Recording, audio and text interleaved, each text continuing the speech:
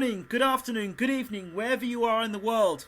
My name is Ingram Jones, and again, I have for you another special show this time. It's another one of these crossovers. It's a chance for you to get to know another excellent boxing podcast, stroke hangout, stroke group of boxing experts or boxing fans, whichever you want to call it, or some people would say fanboys, depending on what your view is, depending on where you are. I don't think they're fanboys. I think they're great guys. I think they know their boxing. I think they've got a lot of passion. I'm talking about the Boxing Insight with Cameron Gillen. Have I got that right, Cameron? Yeah, 100% got it right. And Ben Blackwell. Yes, correct. Great. So let's start with you, Cameron. Welcome to the show. Thank you, Graham. Absolute pleasure to be on the show after listening for the last few months. So it's a pleasure to be on here and looking forward to the chat tonight. Excellent. So, Cameron, are you the brains originally behind the Boxing Insight? I was listening to a few podcasts. This is basically how it started. I started the podcast around September time, 2015. So a few months back now, and I was listening to a few pods, and I thought, you know what, I've got a lot to say. I love talking boxing, so I'll start my own.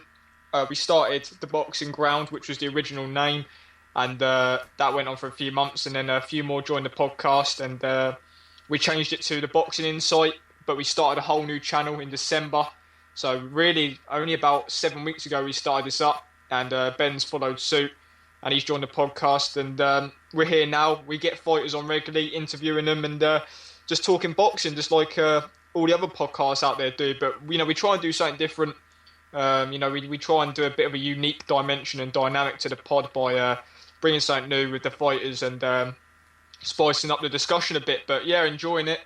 And like I said, it's good to be on your show and just chat freely, I guess. But it's kicking off well. So I have to say, Cameron, that you've had some great guests on your show, boxers, in terms of you've had Chantel Cameron. Everyone knows Chantel Cameron. Did some interviews all over Bayloric TV. Also, Mauricio Herrera. Am I correct? Yeah.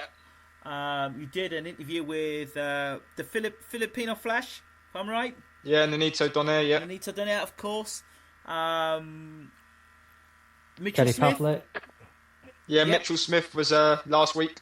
Yep, Kelly Pavlik. Yeah. Shoot them off. Bring all the names up you've done so far. Julian Williams, J-Rock as he's known, the prospect coming in. Yep. We've had a few smaller names in terms of Michael Jennings, who was the British welterweight champion a few years back. Of course, Miguel Cotto. Yeah. Yeah, I remember that fight. We've had Darnell Boone, the Yes. high-risk gatekeeper, or so they call. He's the only man to beat Donis Stevenson. And drop Andre Ward as well. Yep. And we have Nick Peter Blackwell. Fury on. Yes. Probably, in my opinion, the most respected trainer in the world. Absolutely. Which was a pleasure. We've had some good names on, and it's real good to talk to them and just learn from their own perspective. But that's the names we've had on, and hopefully they keep coming in 2016. Okay, Ben, welcome to the show. Ben Blackwell. It's a pleasure.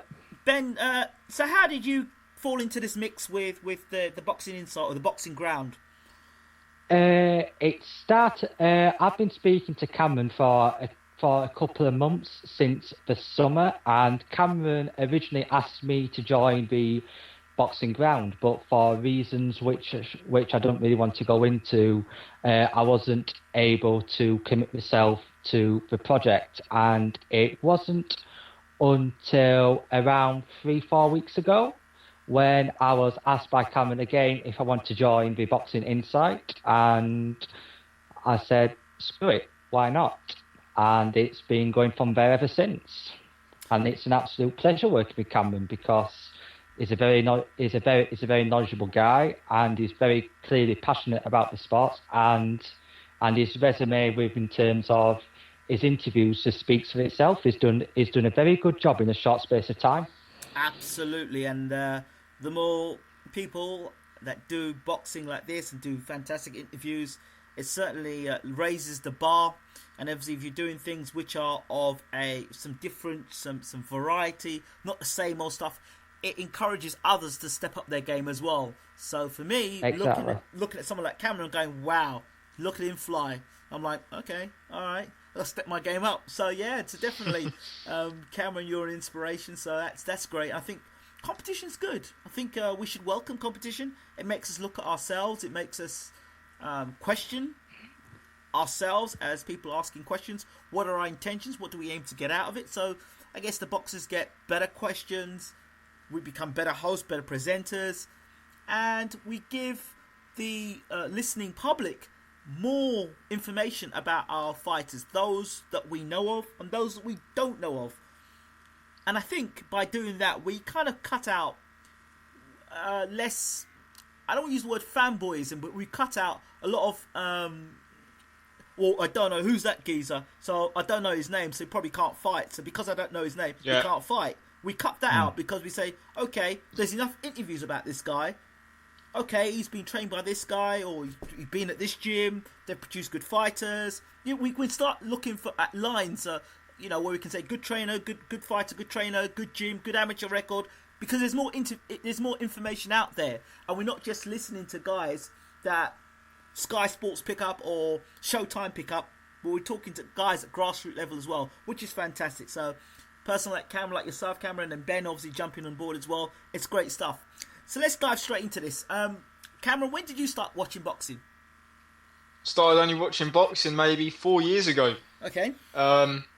Because to tell a long story cut short, my dad was actually a fighter as an amateur once upon a time. So I wasn't a fan at a very young age. When I was around 15 years old, 14, 15, I started getting into it and just been hooked since the first fight I watched. And it's boxing's like a drug. It's an addiction. Once you're in it as a hardcore fan, you can't get out of it. But you go through the highs and lows. But it's I just can't get out of it. It's a fantastic sport, and I just love talking about it every day. So I'm it's like you two. You're just the same. Once you get into the sport, it's there in you. It's in you for good. Absolutely. Ben? I've been a fan of boxing for a heck of a long time, and I'm talking since my childhood because my story how I got into boxing was very, very stereotypical. My dad took me to the boxing gym when I was around 6 to 7 years old, just basically toughen me up. And then since I've been amateur, I've been a fan. I still am obviously a fan. So literally, I've had boxing ingrained into me since my childhood. And as Cameron said, it's a very, very passionate and addictive sport. But in my opinion, there's no sport which comes close to this beautiful, sweet science we have in terms of boxing. It's one of the purest sports in the world, in my opinion. Okay, fantastic stuff for both of you guys. I'm going to do something really different off the cuff. In fact, because Cameron, you said you like to do things quite diverse and very different and bring a different flavour to things. I would go down the usual route of saying we'll talk about fights and your opinion. We're not going to do that tonight. We're going to scrap all of that. And this is literally while you guys are talking, I'm going to throw this out at you. I'm going to say a name or a term, and you're going to give me your view on it. I'll throw it out to Ben first. The first time I'm going to say is, and the first thing that comes to your mind, not the second or the third, first thing. Ben, for you, pay-per-view. Hit and miss. Okay. Hit and miss in terms of, I think, certainly in this country, I think personally, I don't really want to become a bit of a hater, but making pay-per-view fights for the sake of it, that is one thing which is really, really making me disillusioned with the pay-per-view model. I can understand how fights need to be made, but those should be for the super fights, those with your pound for pounds, your British guys or your American guys in really meaningful fights, not just for the sake of filling up a quota of fights, which in my opinion, I think the Joshua and White fight was for a quota on Sky to fill up, to make revenue for Matchroom and for Sky Sports. So I think pay-per-view is hit and miss. Cameron? I think Ben worded it best there with hit and miss. I think for me, pay-per-view is an event. In boxing, it's an event. Your Mayweather, your Pacquiao's, your Canelo, Cotto's, that sort of thing. In Britain, I'll use 2016 as an example. We're probably going to be faced with a lot of pay-per-views this year. We've already got two confirmed really with Fury Vladimir, number two. You've got Quigg Frampton. These are going to be pay-per-view events.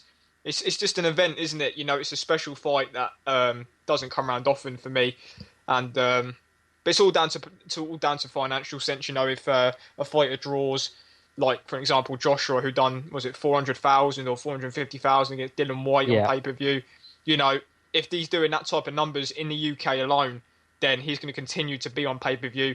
Whether that's right or wrong, that's just the way it is. But for me, it's just an event that is a one-off fight, and that's what pay-per-view should be, in my opinion. Okay, next one. Boxing on Twitter. Cameron. First thing.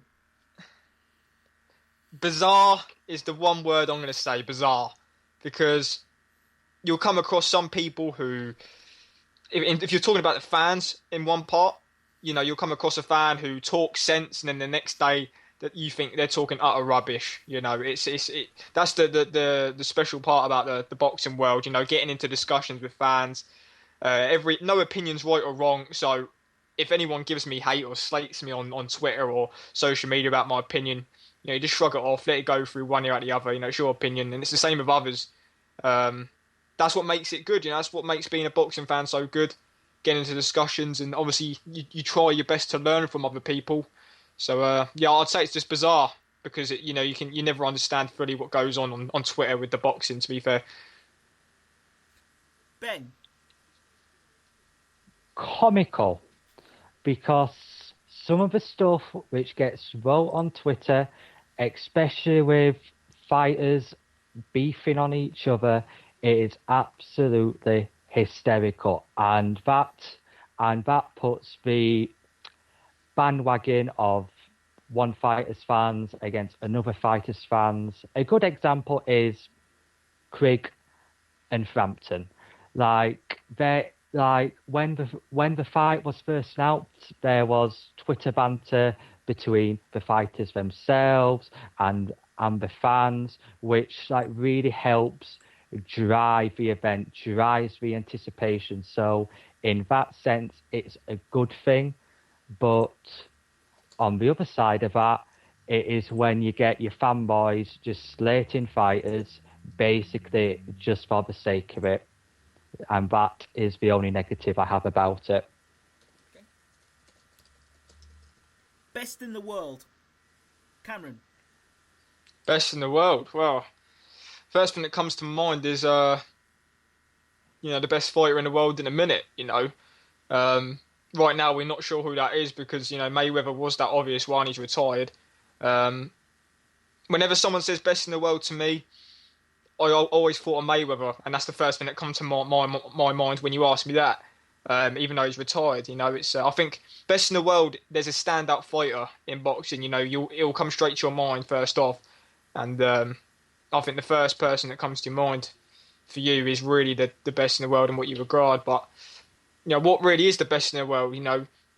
It's all opinions. Like I said, it's all opinions. At the end of the day, everyone will have different opinions on what the best in the world is and what they base it off. But for me, it's just it's like a Floyd Mayweather sort of credential, and that's basically it. I think that's what is. Then, like I said, what is the best in the world? What do you base it off? I'm sure you base the best in the world off a different way than I do, just like Ben. So Floyd Mayweather. That's all I'm going to say. Ben? Best in the world to me is someone who has seen there and done it in various divisions, either through moving up, fighting the best available talent which is available at that moment in time, winning titles, unifying titles, clearing up, moving up, and doing the same again until the time comes to hang up the gloves. So, and Cameron made a good example. A lot of people will really try and discredit Mayweather or hate on him, but like, he's right. He is being the best in the world, certainly in my generation, in my opinion. So it's someone who moves up and accomplishes great sporting feats. Okay, either one of you can jump on this one. World-class performance. I'll let Ben go ahead with this one first. A world-class performance is someone who is dominant from start to finish, does not let the opponent even come close to taking a strong footnote in the fight. Like, example to me of a world-class performance would be Tyson Fury's against Klitschko's. That was a good game plan, executed to perfection, followed instructions to a T. And Vlad is a brilliant fighter, still is in my opinion. Someone who truly made his footprint on the fight. Cameron. Well, Tyson Fury comes to my mind when you asked that, because let's be fair, Tyson Fury, and I know maybe there'll be some viewers who probably might listen to me thinking, he's just maybe kissing Tyson's ass, but what I'm going to say is might seem quite factual, but because at the end of the day, Tyson Fury, the only people that actually thought he would beat Vladimir Klitschko were the people, his family, the close ones who actually spent time in that camp and with them. And other than that, you'd have the odd fan that says, I think Tyson's going to win, he's going to put it off, but I reckon deep down they didn't know that. They were just going with it, and just just in case it did happen, where it could be I told you so, and if Tyson eventually lost, they could have said, well, it was a bit of an ask anyway. But Tyson Fury went into that fight with Vladimir, the underdog, a heavy underdog. Vladimir was a dominant champion for 10 years, and Tyson Fury went in there, and a lot of people thought he would have to knock Vladimir out to win the fight. He went in there, outboxed him, outsmarted him, outfought him, and he won a decision in Germany, and pretty much dominated the fight. I think I had it like 8-4, 9-3 to Tyson on rounds. That's a world-class performance, in my opinion. That's probably the best example of a world-class performance of the most recent times. I don't think anything tops that, to be fair. So that's what I think. Anyone step in now. Beast mode. Kovalev. Sergei Kovalev. Gennady Golovkin. Those two you got to really go with.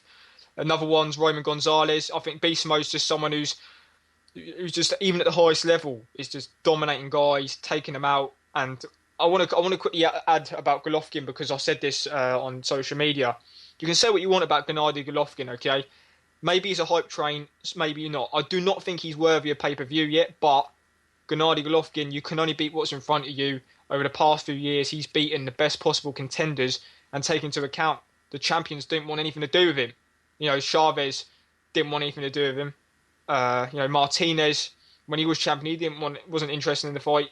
No one wanted the fight with him. And these guys like Stevens, Rubio, Gill, Murray were top contenders at the time, and he's just bowled them over and dominated them. So like you said, beast mode is Gennady Golovkin, it's Sergei Kovalev, it's Chocolatito. It's that plain and simple. Those are probably the most obvious guys in boxing that are define the term beast mode, in my opinion. Ben. Beast mode to me is someone who can use his skills to excel no matter what the conditions are in the fight, no matter what is up against him. Someone who can almost instantly, at the click of a switch in their mind, just turn it on and begin to dominate at a really rapid pace. Like those examples which Cameron gave, those are three perfect examples to me of beast mode. So someone who can excel to me at all times. Okay, let's try something. We're going to do something a little different now. This time I'm going to use either trainers' names or fighters, and you just got to say one word to describe them. One word, okay? All right, yeah. Okay, we'll start with Ben. Freddie Roach. First thing comes to your mind. Exceptional. Cameron. I'm trying to think of the word for this because I know exactly how to describe him. I'm just thinking of the word. I know what the word is. See, I do agree with you, Ben, but majority of his fighters that he's taken on, and I respect Roach. You know, he's you can't knock what the guy's done, but majority of the fighters he's had, the top level fighters Yeah. have already been top level fighters when they've gone to him. Right. I would, if I was to have that chance again, I would say respected for Roach because you cannot knock the guy's talents and his achievements, what he has done. So maybe not exceptional, maybe more respected for me. He's a respected trainer because he's achieved a lot in the sport. Teddy Atlas. Teddy Atlas. I'd say respectable for Teddy Atlas because I do like the guy's attitude. It'd be interesting to see what he does with Tim Bradley.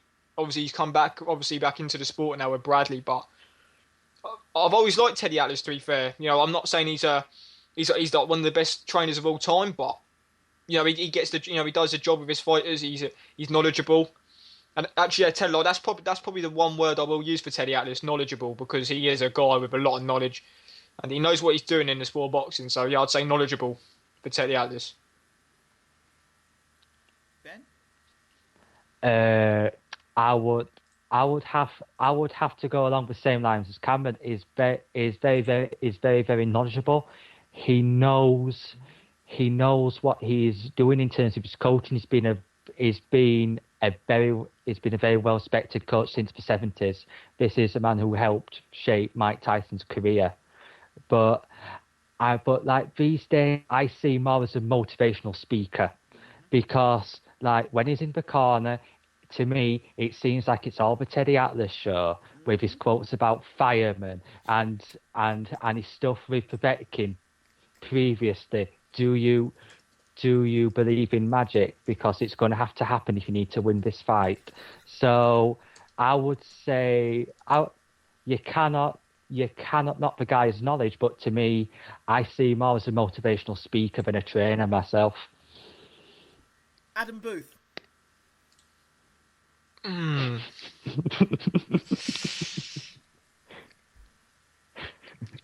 Amusing. I'd say amusing. I think he's quite funny, to be fair.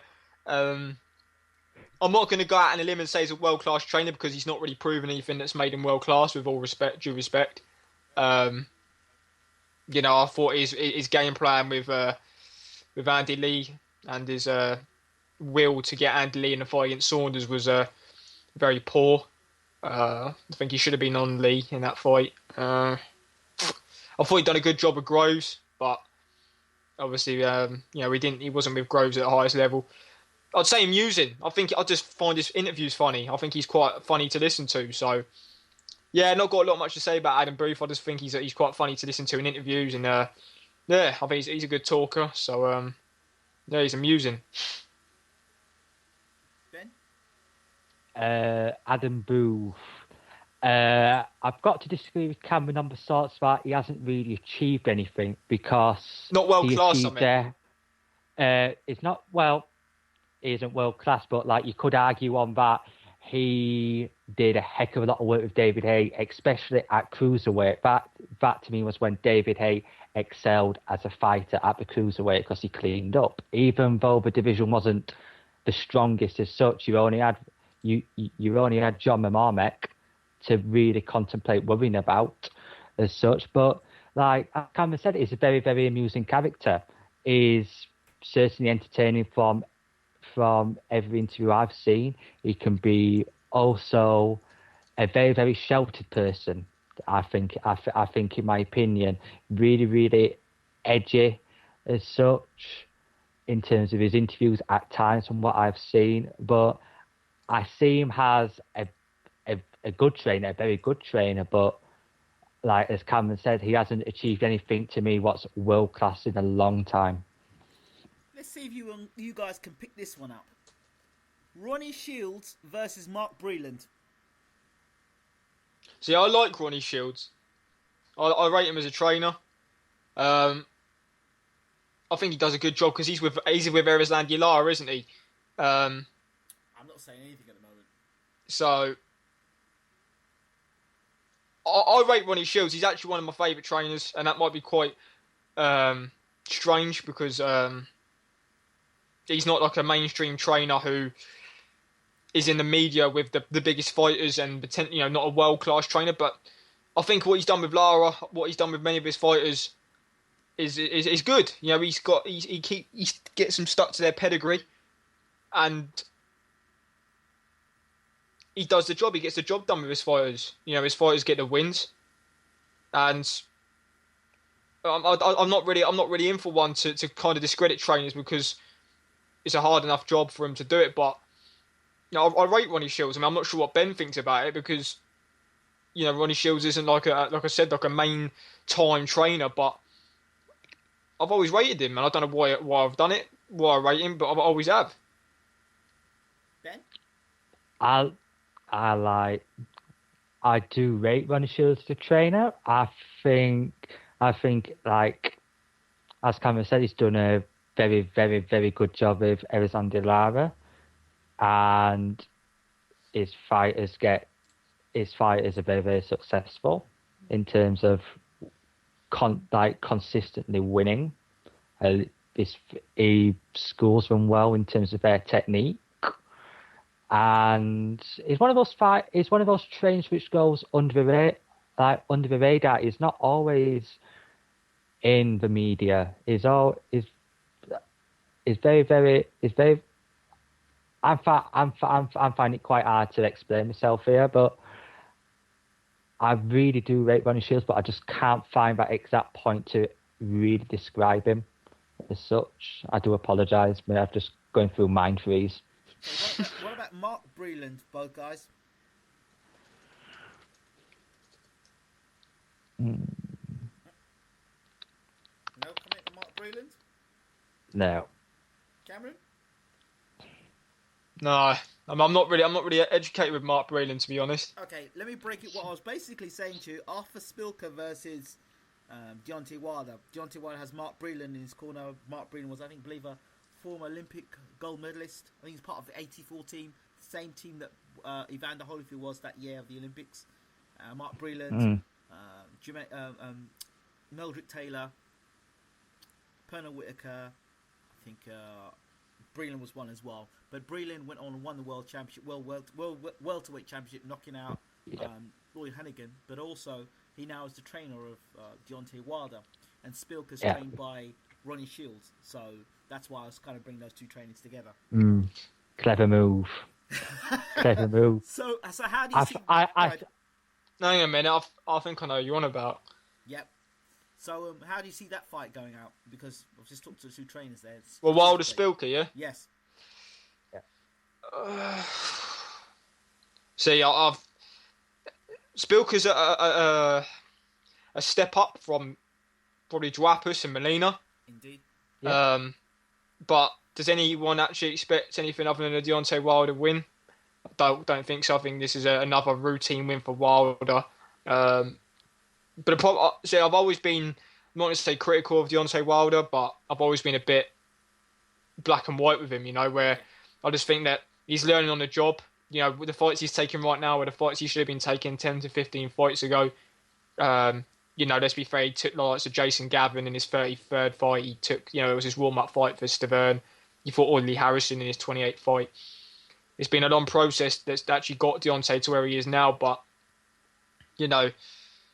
he's obviously learning on the job, and if you're learning on the job as a world champion, and I'll use your example, Ingram, a while ago, for me, he's actually a belt holder, he's a title holder right now. Mm-hmm. He's not actually a champion, so until he beats Alexander Povetkin, if he takes that fight and beats Povetkin, then, we can't take anything away from him, but until he gets that legit win, Bermane Stavern was his first and only top 10 win. Other than that, he's not beating anyone in the top 20.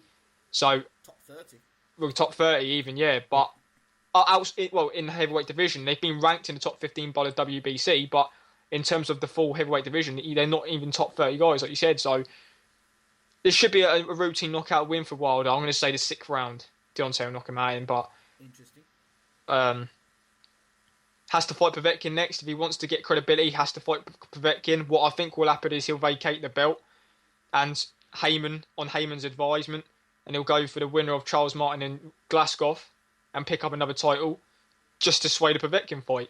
Because I think he's after the big money fight with Tyson Fury, but really, so that's where I think he'll go. But yeah, Wilder 6th round KO against Spilka this weekend. I've got. Ben?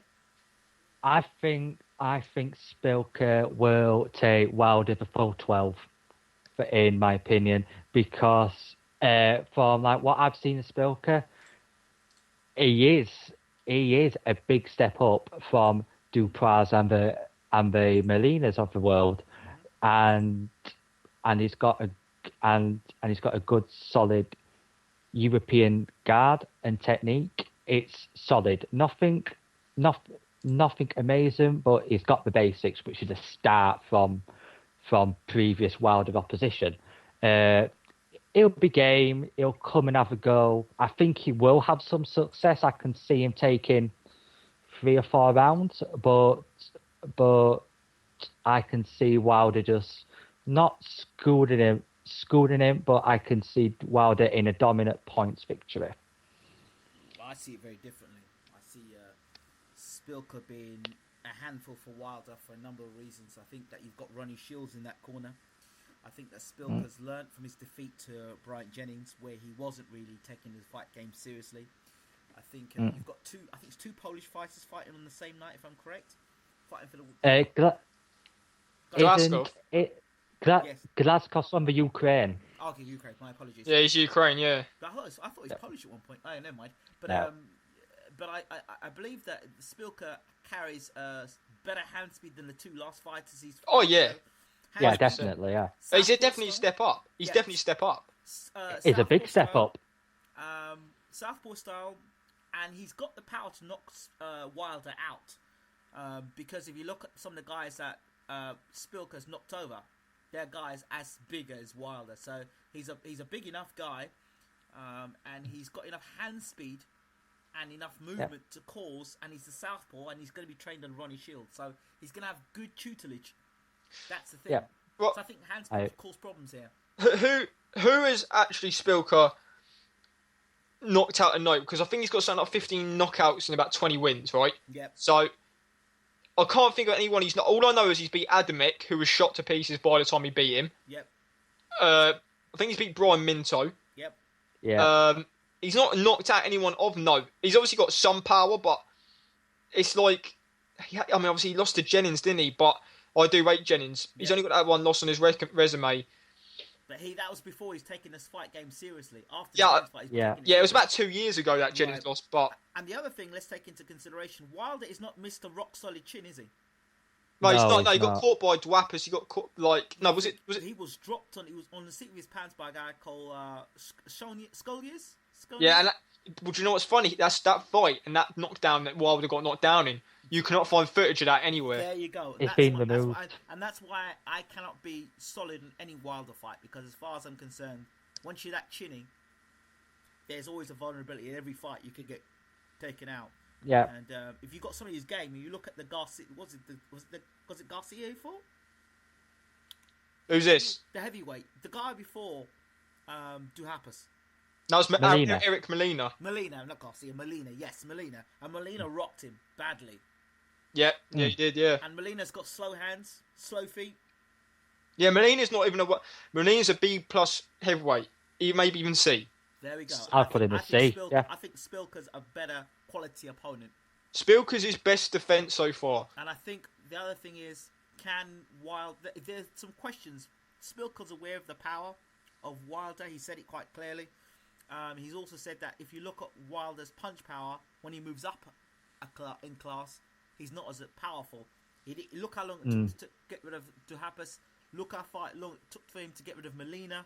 Molina got sparked around by Areola, I believe, if I'm correct. Yeah. Yeah, he did. Got sparked in a round. Right, and so is Wilder the big puncher? And by him loading up with those big shots, will he leave himself open to a southpaw?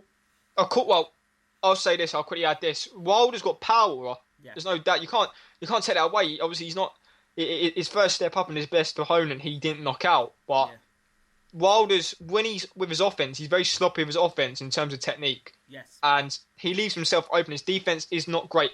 He leaves himself open to counters very easily, right? There you go. So if he gets in there with a Tyson Fury, even a Vladimir Klitschko, or even like someone with like a Povetkin, you know, we'll say Povetkin because that's the fight that we think will happen, which he has to take if he doesn't vacate. Povetkin knocks him out in about 3 rounds, in my opinion, because he's going to leave himself open, and Povetkin is well-schooled all-round fighter compared to Deontay. The resumes are incomparable, and Povetkin has no problem handling Wilder, in my opinion. But you never know, he might prove us wrong and show something different. But my only concern with that is that Povetkin, when he fought Huck, he was rocked quite badly by Huck, and if you're getting rocked by Huck, he got dropped how many times by Klitschko? If you get hit by Wilder, those things you've got to take into consideration as well. He was getting nailed by Klitschko. Yeah, I mean, he got knocked down a lot by Klitschko, but a lot of them weren't legit knockdowns, in my opinion. He got knocked down a few times, but that fight was atrocious. And I mean, that's a guy running on the back foot. That's a guy on the back foot not wanting to commit. Now look at Wilder, who will commit.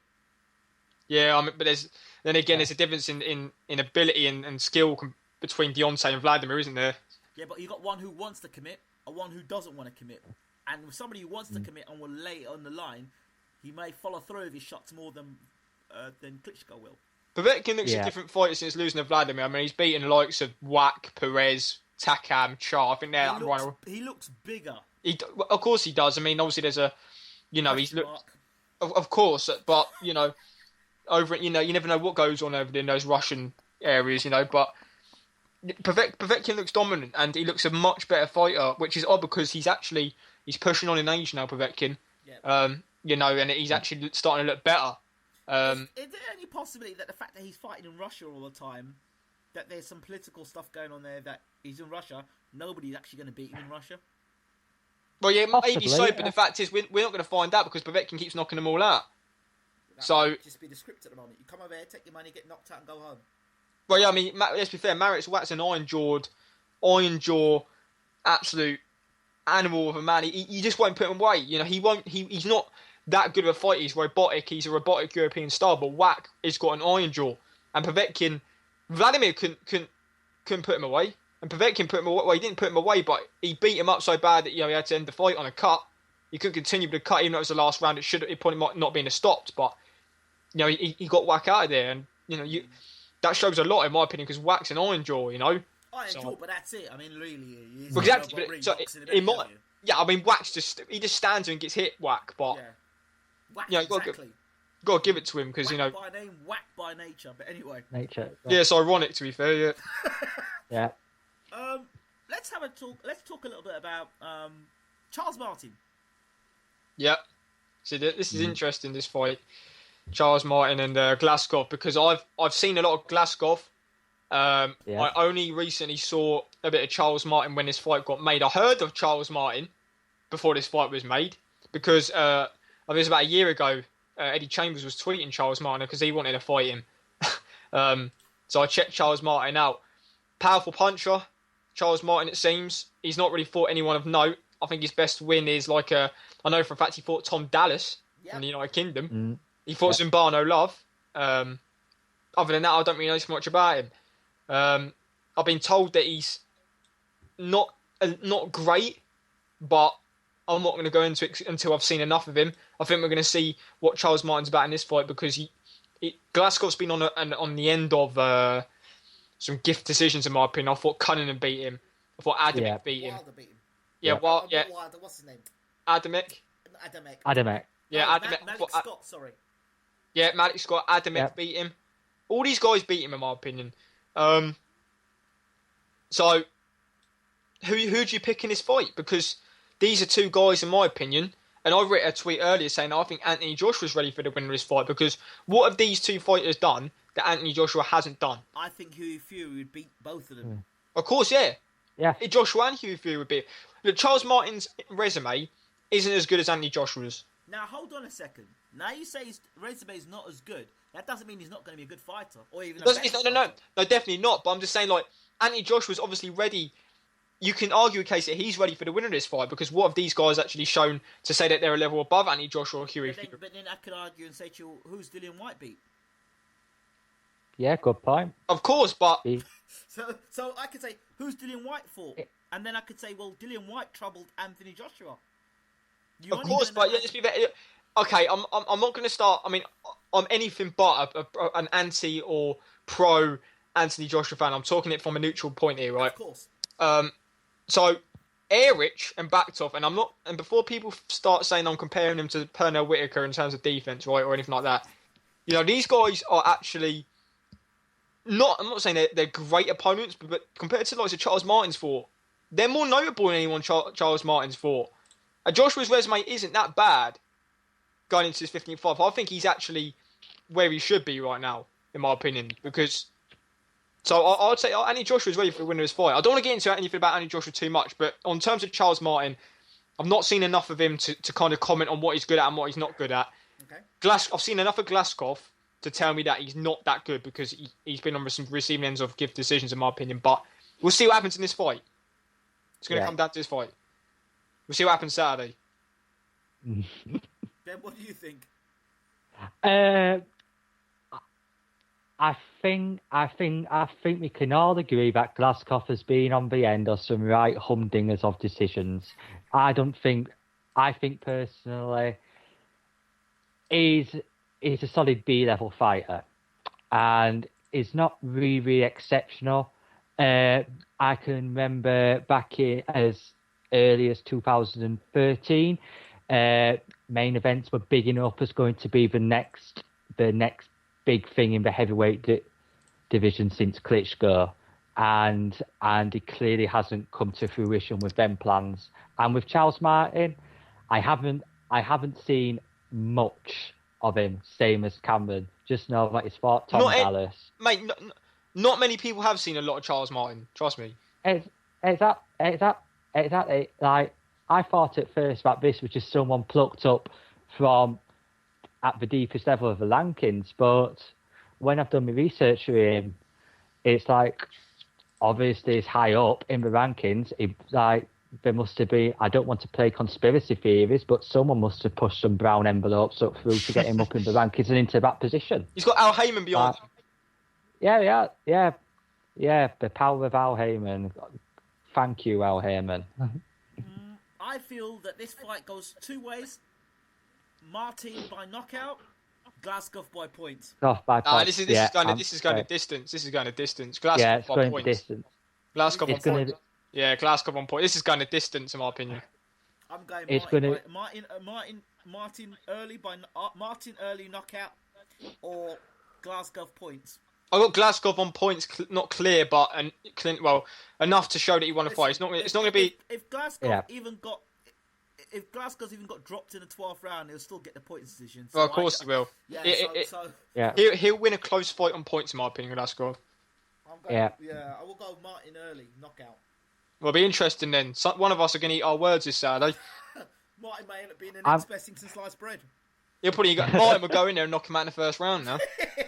Well, that'll be common for all the other guys he's done a wrong and to. So, you know. I have got Glaskov by points and then a unification with Wilder, just so Wilder doesn't have to face Povetkin, because both of those fights to me are very, very winnable for Wilder if he comes through against Spilka. Wilder versus Charles Martin, you'd put Wilder in with Charles Martin with that punch power. Yeah.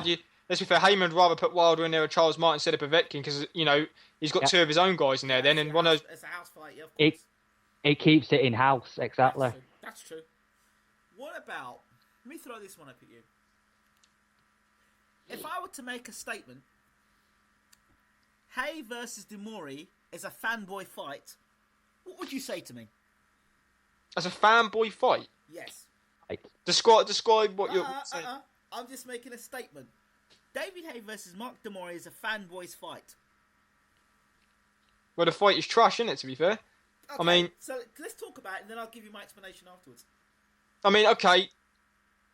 Okay, I'm going to... See, whenever I put opinion across, I'll always counter it and basically argue with myself, because I'll see it from two sides. So Okay. one side, this fight, you can argue that Hay should get a soft touch in his comeback. It's been 3.5 years. The more he's ranked, 10th with the WBA, so Hay wins this fight, he'll get ranked. It is what it is. It's just an opponent at the end of the day, you know. It's like Hayes going to come back. He's not going to go in there with Vladimir Klitschko or Tyson Fury in his comeback unless he was, you know. Obviously, he needs to at least see what he's got left in the ring. It might not be shown in this fight because, you know, not many people rate Mark Demore or even seen enough of him. I've seen some footage of him since his fight was made. You know, not a great mover. He's not an elusive fighter. He's got power, but you know, he's a bit robotic in my opinion. He's got a bodybuilder built frame. No, I expect Hay to win this fight. And maybe I think he'll play around for a few rounds, and once he engages, he'll get Demore out of there. But I expect Hay to get him out of there and look pretty good doing it because that's not based on the fact that Hay may not be what he was. It's just based on the fact that Demore isn't a proper contender in my opinion. So yeah, Hay. We'll go with a 4th round stoppage, but you know, hopefully we see Hay in a proper fight after this one. So we'll have to wait and see. Okay, Ben. I've got to echo the centre. Hay versus Demore is a fanboys fight. Ben, right. I can see where you're coming from with the term fanboy because it is getting a lot of attention. It's certainly flooding my timeline with well-known famous people with the little signs up saying 4 days till heyday, 5 days till heyday, but and it's on a free-to-air platform, which is just going to cause more people to watch the fight. As such, everybody jumping on the bandwagon. But as Cameron said, it's a soft touch of a fight because Demore is very, very robotic. Is quite slow. He's obviously got some power. You just got to look at his resume. He's got quite a lot of knockouts, but he hasn't fought particularly anyone of note as such. So it's similar to Wilder, like that. We don't know how his power is going to hold up at a higher level of fighter such as Hay. Hay's not a huge banger at heavyweight, but he should have the skills, in my opinion, to simply run rings by him and cause a stoppage within 6 or 7 rounds quite easily. Wow. Can I just add? I'll add one thing. Yep. So I don't want it to come out being like I'm disrespectful to Mark Demore here. I actually like the way he's approached this fight. He was in the presser today. I watched the presser from today, and he says everyone thinks I'm here. They want to talk to David Hay. They think I'm here just to be an opponent and make up the numbers. But you know, I expected that. I actually like the way Mark Demore's approached this fight. He's obviously trained hard. He's obviously game. He's a respectable guy, and he speaks genuine, and he's real. So I'm actually, I wouldn't be too disappointed if he wins this fight. If he wins this fight, then it's great because obviously I know the backstory of Mark Demore. You know, I know for a fact that I've spoke to someone who actually is close to Mark Demore, and he trained in his own house, trained in his own garage. He had his wife in his corner for some of his fights as his trainer. You know, he's done it the hard way. Did he have a fight on his honeymoon as well? Yeah, he had a fight on his honeymoon. He's done it the hard way, Mark Demore. So he's got a big fight. Maybe he'll take the limelight and he'll beat David Hay, but I can't see it personally, but we'll see what happens. Okay. So do you want me to explain what I mean by it's a fanboys fight? Go on. Okay. David Hay is coming back against a guy. If you listen to David Hay's interview he did recently that, you know, Demore has never been dominated. Well, that's a lie. Demore got knocked out in a round by a guy called Digger. John Digger is on... Oh, his name's John Digger. Aussie fighter. It's a long time ago, this one, wasn't it? It's a long time ago. Got dug in a round, got chinned in a round. Okay, by a guy that we don't know much about. One thing we do know about David Hayes, he can punch. And we do know he's a very fast puncher. And he's a pretty accurate puncher. We also know Demore is not very elusive. Although he's got that shoulder roll. It's okay shoulder rolling against guys that are slow, but Demore will never have met anybody who's got the speed of a cruiserweight coming up at heavyweight with punching the sort of power that David's got. Speed times strength equals power. and Demore is saying a lot of things, but I don't think this fight goes past 2 rounds. The thing is, David Haye blows this guy out, Mark Demore. If he blows him out, what you're going to get is a lot of people jumping and going, David Haye, he's going to be the next heavyweight champion. Oh, he'd knocked Deontay Wilder out in 1 round. And, David Haye should fight Joshua right now. And if he fought Tyson Fury, he'd blow him out in 30 seconds. And that's what you get. And trust me, it will go across timelines and Twitter. I'm telling you now, come Heyday, it's going to be like Mayday. I'm telling you, if Haye blows this guy in 2 rounds, he's the best thing since sliced bread. Yeah, don't forget about the 3-year layoff. Don't worry about it. He's the best heavyweight in the world. I told you so.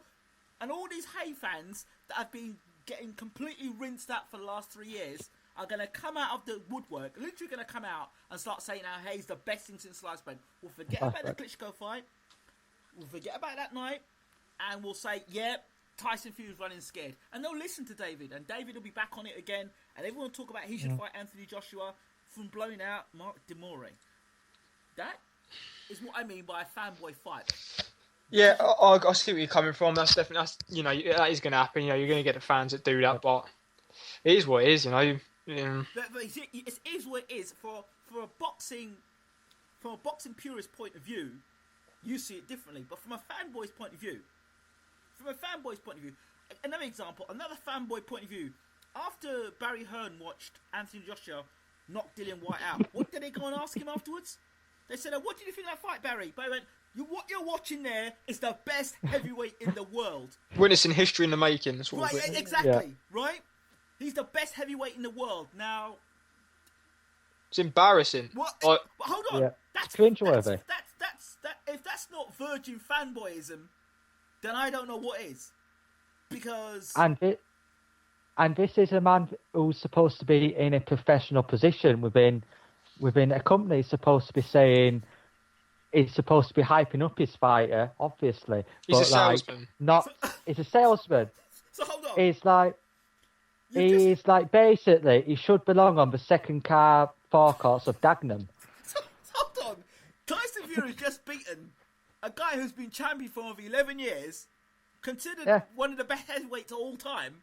And I mean, according to some people, if you go on Facebook, Vladimir Klitschko would have beaten Muhammad Ali, Mike Tyson, Joe Louis, Jack Johnson all in one night. If you listen to some of them.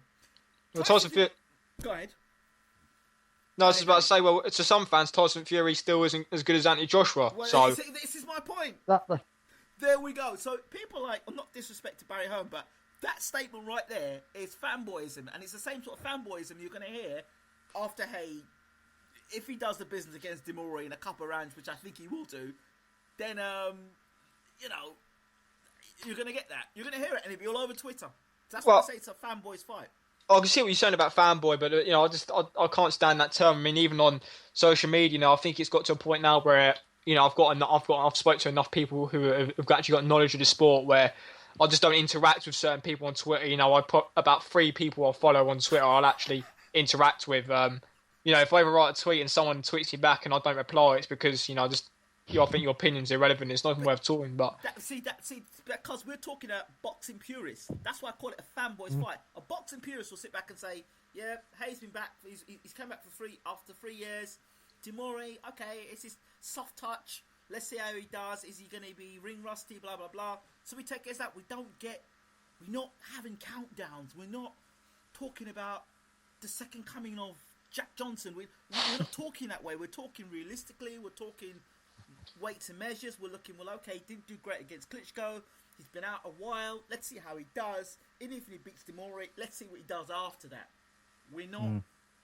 we're glad to have him back in a sense that, he's another addition to the heavyweight division. He's British. He's former world champion. He's explosive. We appreciate those things. But we don't get off to the point where we start dreaming up things that are... living in fantasy. In fantasy, that's why I'm talking about.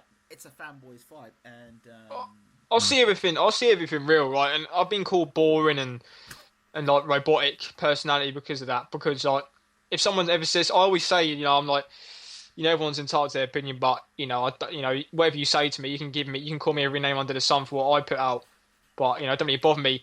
Fanboys are fanboys. They're obviously not well educated in the sport yet.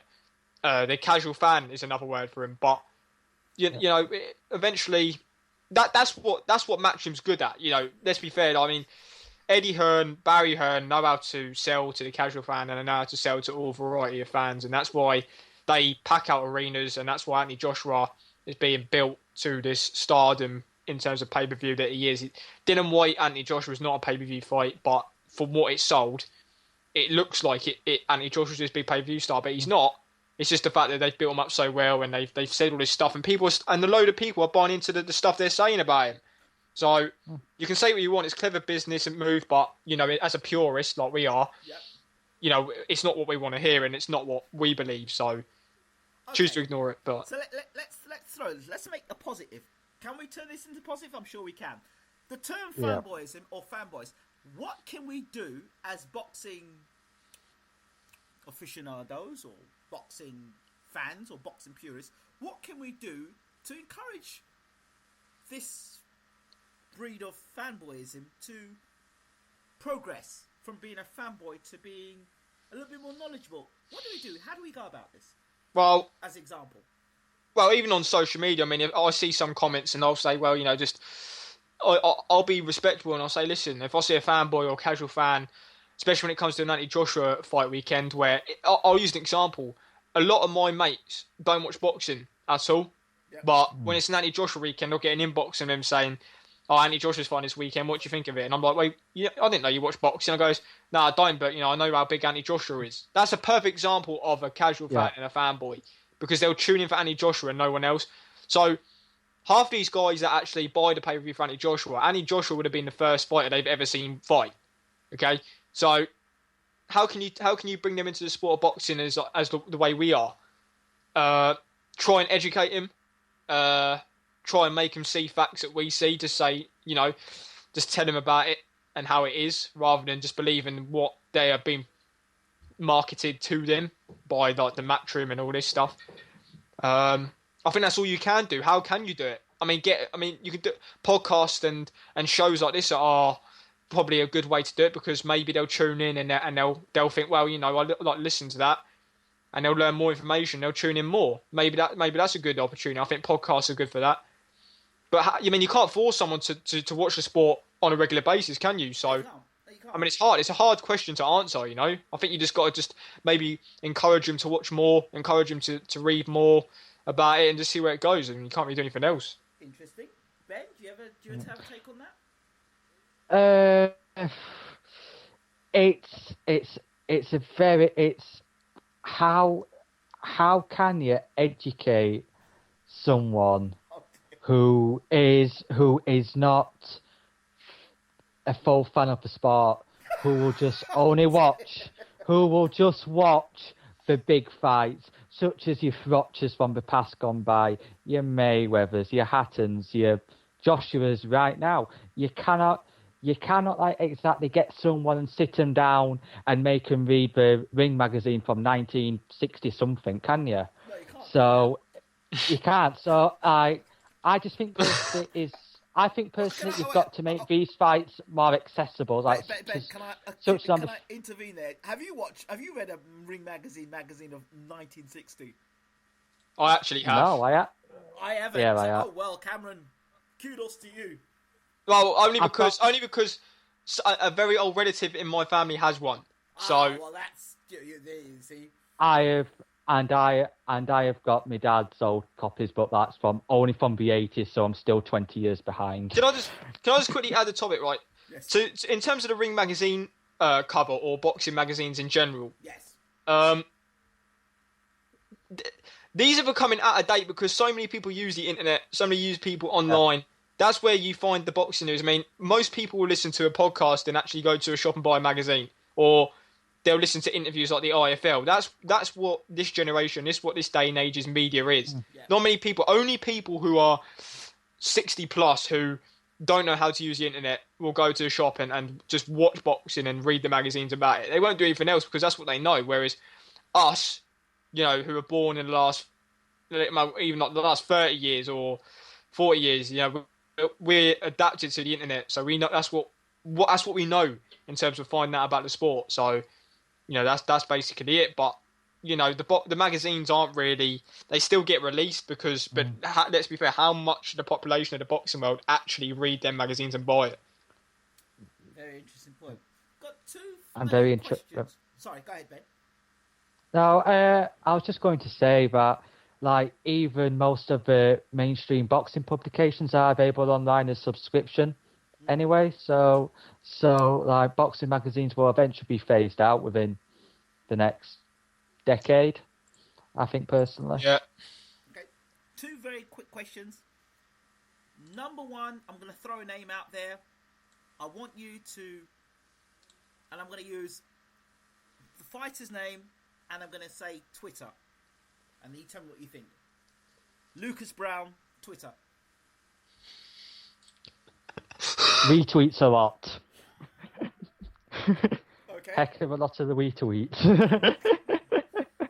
He retweets everything which is positive, but as soon as you send him a question which differs from his opinion, which, like, he thinks is going to be the man who's going to eventually take over the boxing heavyweight division, it's an instant block. I've experienced that myself. Oh, dear. Nothing terrible, nothing foul language or anything. I just simply disagree with your opinion. Instant block. He is very, very sheltered. He only wants to retweet and listen to the stuff which he wants to hear. He's got a lot of improving to do if he wants to become the top dog in the heavyweight division. Just my opinion. Can you repeat the question again? Because I got cut off halfway through that. Sorry. Lucas Brown, Twitter. The fighter. What the first thing that comes to my mind about that? Yes. Overload. It's just. I mean, he retweets absolutely everything. I mean, you can say to him, Lucas, don't know what I want to have for dinner today. Any help? He'll retweet that. What's Lucas? Can tell me what the time is over there. Retweet. Is that? I'm not even exaggerating. That is what it is. Yeah, he does. So, someone I know called him a boiled egg on Twitter, and he retweeted it. So, that's what it is, and it's overload. What can you say about it? Anyone who follows Lucas Brown will know exactly what it is, and anyone who follows Lucas Brown for longer than a week must be getting paid to do it because it's unbearable. So, and that's no disrespect to Lucas Brown as a fighter. I'm just talking about the way he goes about on Twitter. It's absolutely atrocious to read, and it's impossible to follow because you're on Twitter, and in about 10 seconds it will say you've got 50 new tweets to update and read, and it's just Lucas Brown retweeting everything. So, overload, and I actually had to unfollow him because I couldn't handle it anymore about a month ago. So, yeah, overload. I thought it was just me. Okay, finally. This is a very serious question. Boxing commentators, what is their role in boxing? Is it A, to educate fans, B, to entertain fans, C, to entertain themselves, or D, to be promoting the promoters, fighters' agenda? I was hoping there was an option there of E, call the fights. Because that's what they should be doing. He call the fights, yes. That's what they should be doing. The last of the last. In an unbiased way as well, because I'm going to highlight Matchroom commentary. Oh dear. This is reckless. Sorry. I mean, I'll use an example. So you had Luke Campbell against Ivan Mendy on the December 12th pay-per-view undercard of Joshua White. Yeah. Mendy was winning that fight quite comfortably, in my opinion. Paul Smith said in the last round, Ivan Mendy's done enough to win this fight, but I hope the judges give it the wrong way. So he's basically hoping there's a robbery. And this is after Paul Smith complained about the decision and the scoring with Arthur Abraham in the first fight that he had. And then he's just gone and basically wished someone to get robbed in their fight. So that is not even biased commentary. That is absolutely atrocious commentary. And you should not be having that at all. And it's ridiculous. You should be calling fights. You're a commentator. You should be calling the fights as they are, down the middle. Cut the crap out. Cut the political crap out. It doesn't matter what station you're on. And the problem is, if you say one wrong thing, on your network as a pundit, you're going to get in trouble for it. So if you're not favouring the network's guy, so for example, when Jim Watt favoured and was non-stop repeatedly complimenting George Groves in the first fight against Carl Froch, in the second fight he had none of that. So obviously he obviously had a word to about that, because he was basically looking his nose down at Carl Froch because George Groves was that good. Basically, if you don't favour your own fighter that's on your network, you're going to be in trouble. And that's the sad case of it. Commentators, and I guess you can kind of add one of your points there, Ingram, actually, because you said they should be educating us. They should be educating us in a way of actually commentating properly, by actually calling fights how they are, without any of the political stuff coming into it. And that's all it is, really. You know, just have an unbiased commentary, which is actually bearable to listen to, because how many fights have we seen, and how many bills have we seen where people have gone straight onto social media and completely clowned all over Nick Halling, Jim Watt, Paul Smith. Reckless. So that's it. You know, just call the fights properly. Just call them properly. That's all it is. Ben. It should simply to call fights, see it, call it how they see it, and just be professional. Like Cameron mentioned, the perfect example of Paul Smith, just calling for a blatant robbery just so that a matchroom fighter keeps his his unbeaten record. And I would also have to pick option A as well, in terms of educating fans of why a fighter is changed from doing this thing to doing to that thing, explaining the subtle changes in a fight, the noticeable subtle changes, which would actually help educate fans more and give an insight into what's actually going on, instead of fans still just thinking it's just going to be a complete one-way thing and not noticing the subtle changes which a fighter does, even if it is just from simply taking that extra half a step back to stay out of range. It doesn't get mentioned. All what it is just hyping the Sky, for example, just hyping the matchroom fighter, saying, "Oh, he's an absolute beast. He's taking this guy apart." When, like, in theory, it's actually far from the case. Very good, excellent stuff, guys. I do want to close while we're here. As a bonus question, between yourself and Cameron and Ben, if the two of you can work out, where does Nick Halling, how did he get into boxing as a commentator? Cameron, if you could answer that question first. How did he get into boxing as a commentator? Yes. I mean, obviously he has no education about the sport whatsoever. And that might seem a bit harsh. So, in my opinion, he shouldn't be on the pundit table. I mean, how long has he been commentating on boxing now? I mean, serious question. I mean, how many years has it been? God knows. Well, I mean, I haven't got the answer. I really haven't. I just cannot stand him. He's probably the worst of the lot. At least Jim Watt was actually fighting, and he actually has his own experiences in the sport. Yes. Same as Paul Smith. As bad as his commentary is sometimes, he's not as bad as Nick Halling. I don't know. I don't know how he's managed to get himself into a thing where he's actually become a regular pundit on the biggest platform in the UK, because of course Matt Trim and Herm will say, you know, we really enjoy our commentary team. Well, you would, because they're under your advisement. They call the fights how you want them to call it. So, of course, you're going to be happy with him. But, in my opinion, he shouldn't be on Sky at all. I can't answer how he got into the sport, to be honest. But, in my opinion, he shouldn't be on punditing on boxing at all, because his commentary is absolutely atrocious. So, I can't really answer it. Ben? Did Nick Halling transfer from the NFL on Sky onto boxing? What? Because Nick Halling was originally an American football commentator. So I have absolutely no idea how he's got onto boxing. And that is because, honest truth, Nick Halling was originally an American football commentator for Sky/Channel 4, where Channel 4 used to show the American football at like 2 o'clock in the morning on a Sunday. Yeah, I He was on. him. He was on Channel 5's World's Strongest Man, for God's sake. Yeah, I remember him.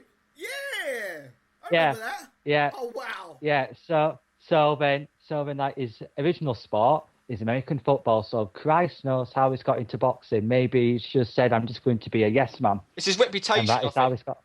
Yeah. I mean, he's been in plenty of sports, ice hockey, all this stuff, you know. So it has been very mainly American sports. So what I don't understand is he was commentating one fight. I think it was Callum Smith versus Fielding. No, Fielding. Rebrasse, yes. Rebrasse. So Rebrasse, yes. And he said tonight's a step up in class for what's the guy's name? Callum Smith. Yeah, it's a long day. Yeah. Callum Smith. And I went, okay, fine, we've gathered that. Then he says, oh my God, Callum Smith's getting hit tonight. I've never seen Callum Smith get hit before. He's getting hit with a jab.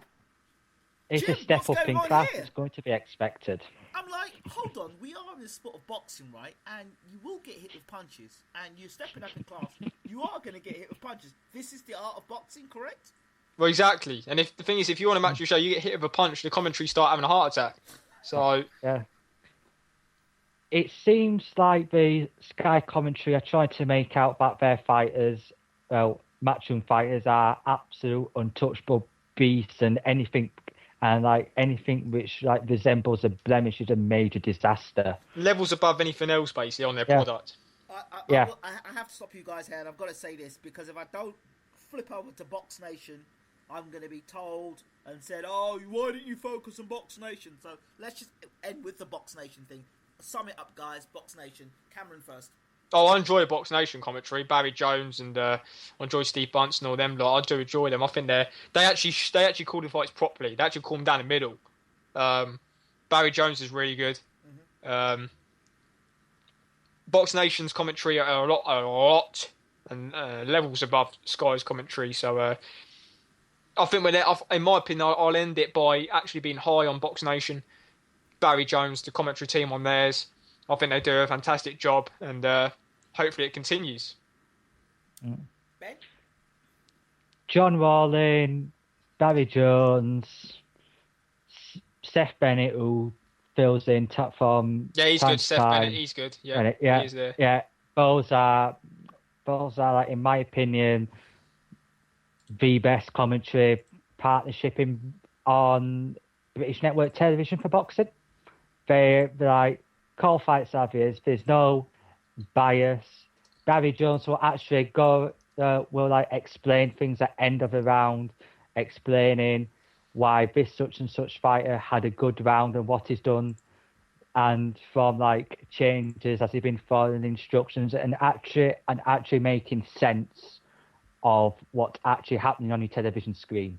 Because a lot of fans, I'm not saying a lot of fans, but some casual fans will see just two men throwing punches, which think the scoring shots when we're just literally hitting arms and gloves, and Barry Jones will say we'll just call it those are not scoring shots, and will actually educate you in the process. Excellent.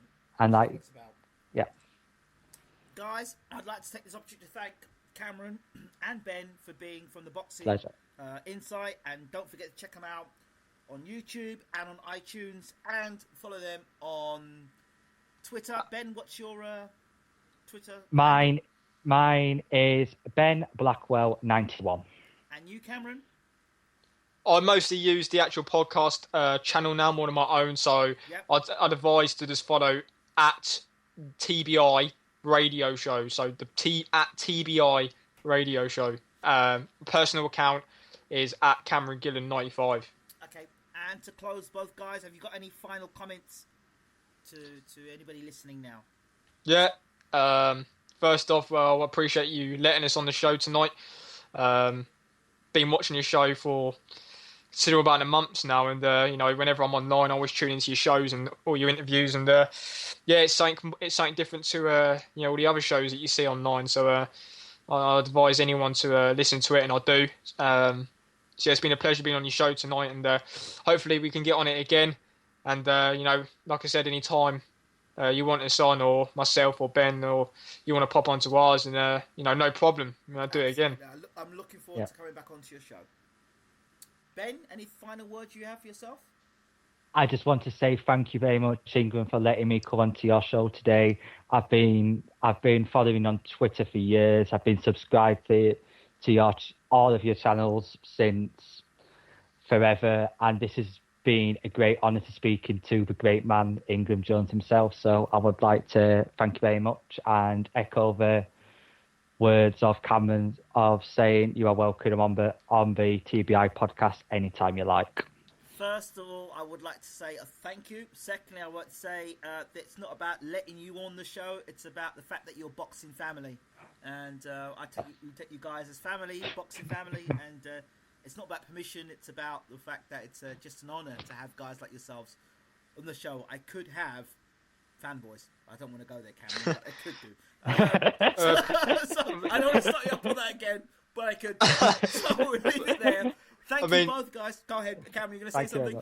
Yeah, I was to say appreciate the words, appreciate the kind words, and shout out to all the boxing fans out there. Keep and it real. Fanboys, because they entertain me highly. I mean, they entertain me, and they're always on my channel, dropping their comments. And one recently said to me, "You've blocked me from your channel."